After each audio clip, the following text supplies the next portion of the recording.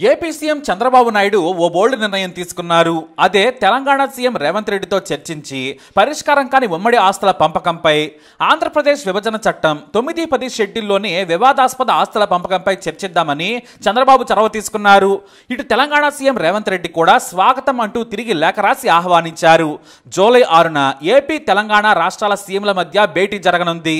విభజన తర్వాత పంచుకోకుండా ఉన్న మిగిలిన వాటిపై చొరవ తీసుకుందామని ఇద్దరూ సిద్ధమయ్యారు. అంతేకాదు Telangana CM, deputy CM Mallu Bhatti Vikramarka, Tummala, కోమటిరెడ్డిలతో కూడా చర్చించి ఎజెండాను రూపొందించి చర్చించారు. ఇక ఏర్పాట్లు కూడా సాగబోతున్నాయి.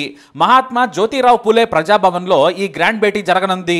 ఈ భేటీ మీద అంతా సర్వత్రా ఆసక్తిగా గమనిస్తున్నారు. అయితే చంద్రబాబు చొరవ తీసుకుని లేఖ రాయడంతో తెలంగాణ ప్రతిపక్ష పార్టీ నేతలు, ప్రజలు కంగారు పడుతున్నారు. ఎందుకంటే ఎక్కువగా తెలంగాణ ప్రాంతంలోని భూములు, భవనాల మీదే ఏపీ పట్టుబడుతోంది. ఇప్పుడు రేవంత్ తప్పు చేస్తే మాత్రం విమర్శలు మోయక తప్పదు. వాస్తవానికి కేసీఆర్ కూడా వాటిని వదిలేశారు. బాబుతో నాడు చర్చించిన, జగన్తో కూర్చున్నా కూడా వాటి జోలికి మాత్రం వెళ్లలేదు. ఎందుకంటే వాటి మధ్య ఉన్న పేచీ అలానే ఉంది. ముందుగా సిఐడి క్వార్టర్స్, లేక్ వ్యూ అతిథి గృహం, హెరిటేజ్ కార్యాలయం తమకు కావాలంటోంది ఏపీ. కానీ ఇచ్చేందుకు నాడు కేసీఆర్ సర్కారు ససేమిరా అంది. విభజన చట్టం ప్రకారం భూములు, భవనాలు ఎక్కడ ఉన్నవి ఆ ప్రాంతానికే చెందుతాయనేది నాడు కేసీఆర్ సర్కారు చేసిన వాదన. కానీ ఉమ్మడి ఆస్తి కాబట్టి మాకు ఇవ్వాల్సిందేననేది ఏపీ వాదన. మరి వీటిపై రేవంత్, చంద్రబాబులు మధ్య మార్గంగా ఏం పరిష్కారం చేస్తారనేది ఆసక్తికరంగా మారింది.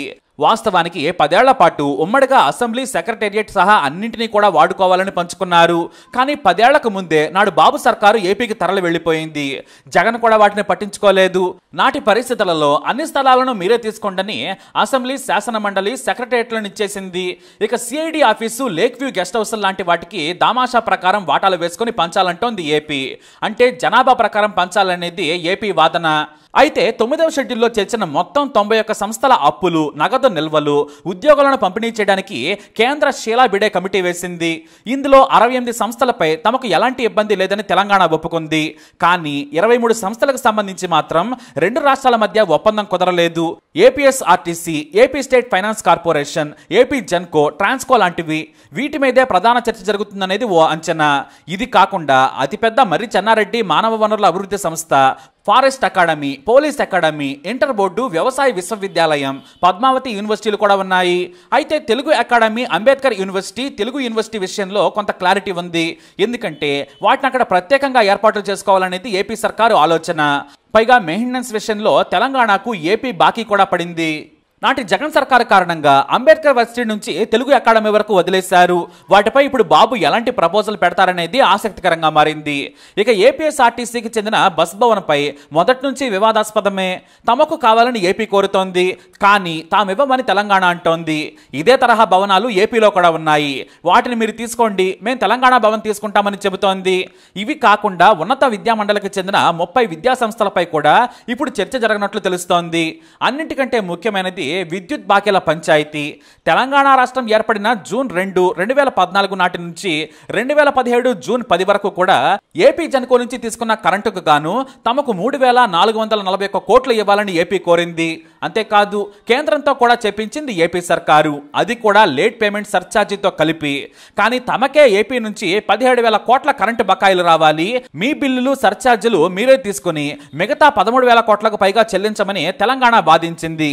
దీంతో ఎవరిది నిజమో కూడా ప్రజలకు అర్థం కాని పరిస్థితి. ఇక నాటి నుంచి ఏపీ సర్కారు, తెలంగాణ సర్కారు మధ్య కరెంటు బకాయిలు, చెల్లింపుల మధ్య గొడవ రాలేదు. ఎందుకంటే అది తెగని పంచాయతీలా మారిపోయింది. అయితే ఇప్పుడు పరిష్కారం కోసం చంద్రబాబు నాయుడు చొరవ చూపారు. దీంతో తెలంగాణ ప్రతిపక్షమైన బీఆర్ఎస్ భయపడుతోంది.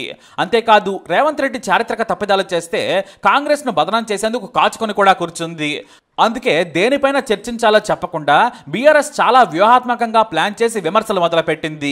ముందు చంద్రబాబు నాయుడు తెలంగాణ నుంచి మన రాష్ట్రం అనుమతి లేకుండా తీసుకున్న 7 మండలాలను తిరిగి తీసుకునే విషయంపై ఒత్తిడి తేవాలి. లోయర్ సీలేరు పవర్ ప్రాజెక్టును కూడా మనకు వచ్చేలా చర్చించి బాబుపై ఒత్తిడి తేవాలని కోరారు. ఎందుకంటే చంద్రబాబు నాయుడు మీదే ఆధారపడి కేంద్ర ప్రభుత్వం నడుస్తోంది కాబట్టి జాగ్రత్తగా ఉండాలని సూచించారు. దీంతో తెలంగాణ సీఎం రేవంత్ రెడ్డికి ఇది ఏమీ సులువైన విషయం కాదు. ఎందుకంటే ఇప్పటికే ఏపీలో తెలంగాణ ఉద్యోగులు వారిని ఇక్కడకు రప్పించాలని కోరుతున్నారు. అయితే ఇక్కడ తెలంగాణలో పనిచేస్తున్న ఏపీ ఉద్యోగులు మాత్రం ఏపీకి వెళ్లేందుకు ఆసక్తి చూపించడం లేదు. దీంతో ఆ విషయాన్ని కూడా వదిలేశాయి నాటి ప్రభుత్వాలు. దీంతో ఈసారి కూడా ఉద్యోగుల విషయం జోలికి వెళ్ళకపోవచ్చు.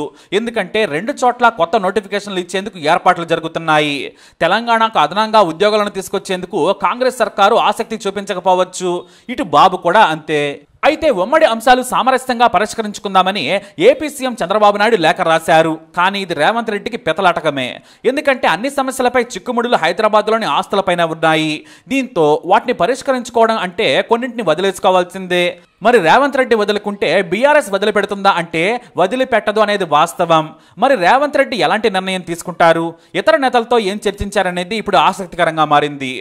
అందుకే తనతో పాటు డిప్యూటీ సీఎం మల్లు, మంత్రులు తుమ్మల, కోమటిరెడ్డి, శ్రీధర్బాబులను కూడా ఉంచుకొని చర్చించే ఛాన్స్ ఉంది.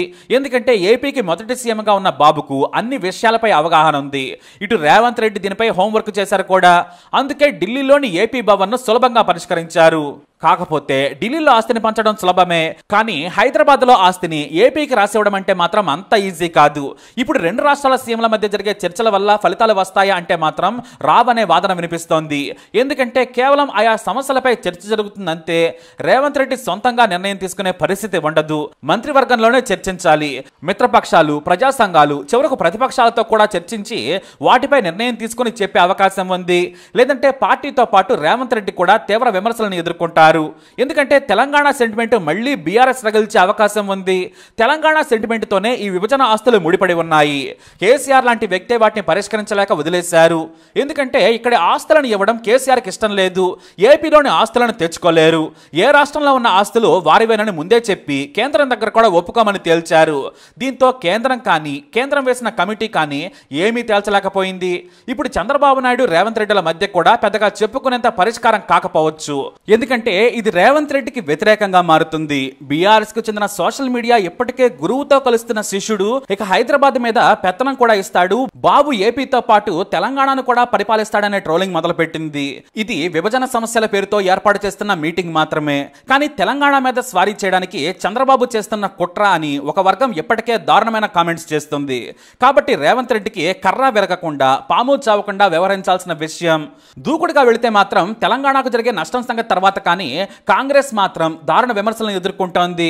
ఇప్పటికే కనుచూపు మేరలో కనిపించకుండా పోయిన బీఆర్ఎస్ కు ప్రాణం పోసినట్లు అవుతోంది. విభజన ఆస్తుల విషయం టచ్ చేయడం అంటే తెలంగాణ సెంటిమెంట్ ను కేసీఆర్ రగిల్చేందుకు కేసీఆర్ కు ఛాన్స్ ఇచ్చినట్లేనని రేవంత్ రెడ్డికి సన్నిహితులు ఇప్పటికే హెచ్చరించారన్న టాక్ కూడా ఉంది. ఏ ఒక్క ఛాన్స్ దొరికినా కూడా కేసీఆర్ వదిలిపెట్టారు. అందుకే ఎలాంటి సలహాలు ఇవ్వకుండా దూరం నుంచి గమనిస్తోంది. నిర్ణయాలు తీసుకున్న తర్వాత విరుచుకుపడాలనే వ్యూహం వేసింది బీఆర్ఎస్. అసెంబ్లీ బడ్జెట్ సమావేశాలు కూడా ముందున్నాయి. కాబట్టి ఏపీ సీఎం చంద్రబాబు నాయుడు వ్యూహాత్మక చాతుర్యంలో చిక్కుకుంటే మాత్రం తెలంగాణలో బీఆర్ఎస్ కు ఆయన ఊపిరి ఊదినట్టే. అందుకే జాగ్రత్తగా గమనిస్తున్నాడు కేసీఆర్. అయితే ఇప్పటి వరకు హరీష్ రావు తప్ప కేటీఆర్ కానీ కేసీఆర్ కానీ ఎలాంటి కామెంట్స్ చేయలేదు.